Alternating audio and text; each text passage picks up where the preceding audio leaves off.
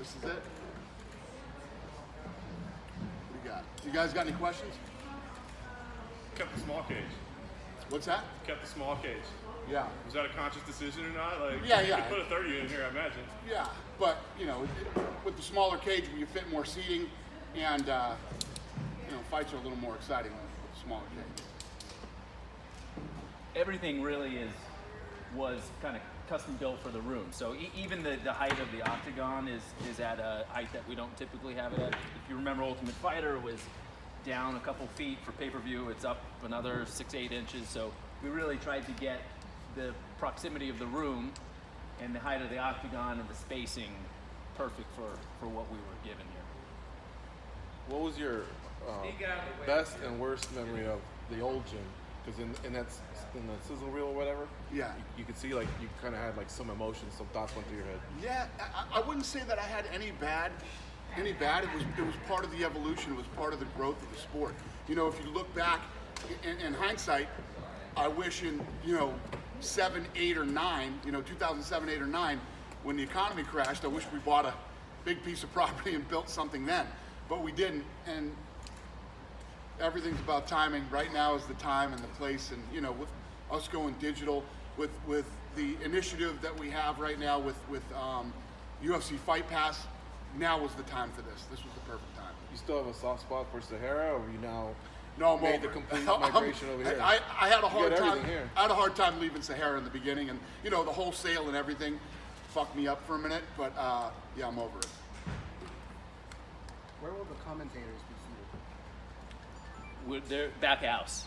So for Contender, if you remember the past 2 seasons, we have not had commentators cage side, and we won't this season as well. They'll be back house. There's a location back there for them.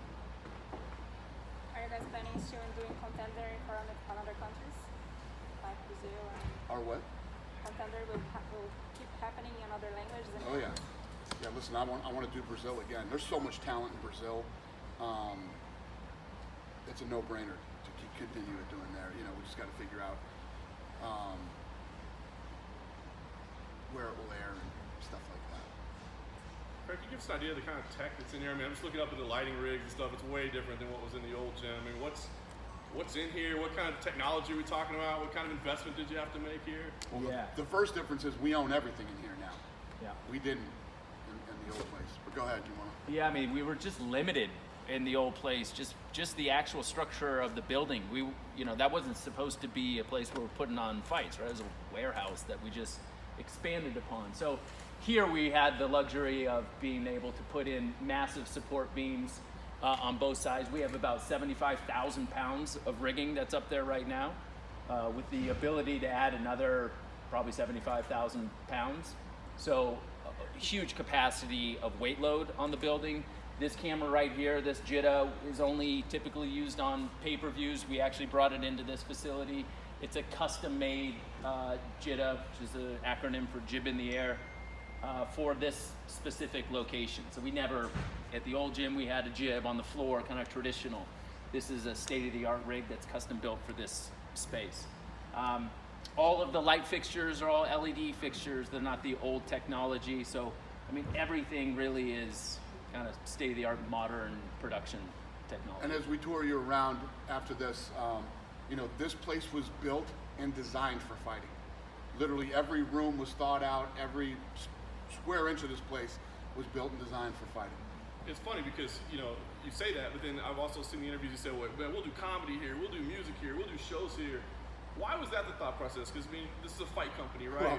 Well, what happened was, as we started to move forward with this thing, his phone started blowing up with people going, what is this place? What can you do? What can we do? I think you had, I don't know if you want to use any names or people that were calling you, but...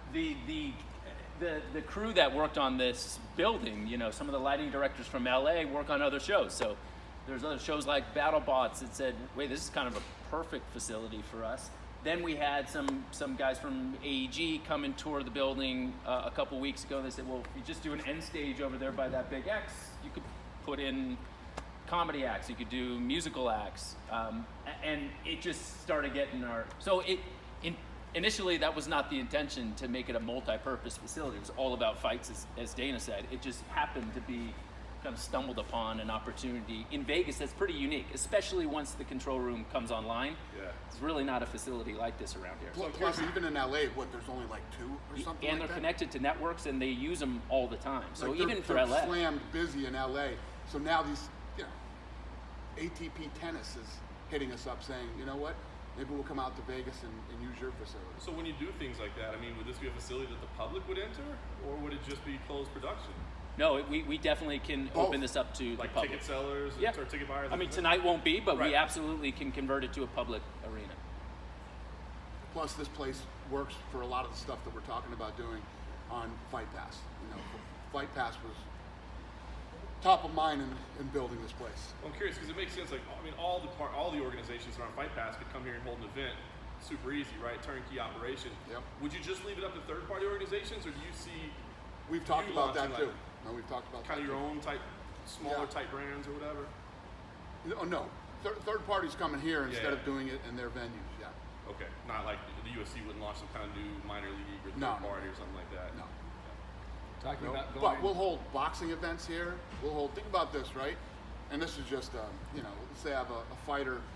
You got a bunch of fighters that are up and coming guys from Russia. We could put on a fight here, prime time in Russia, then turn this thing around again and do a boxing match 3 hours later. You could do we can do anything here. Anything. So when you say, because that's the quote that everybody's holding over your head, right? Is I'm going to show you guys the future of fighting. Why is this? I mean, it's obviously a beautiful facility with tech and amazing. There's never been a place that was built and designed for fighting. I mean, we can go to the nicest arenas in the world, the O2 in London.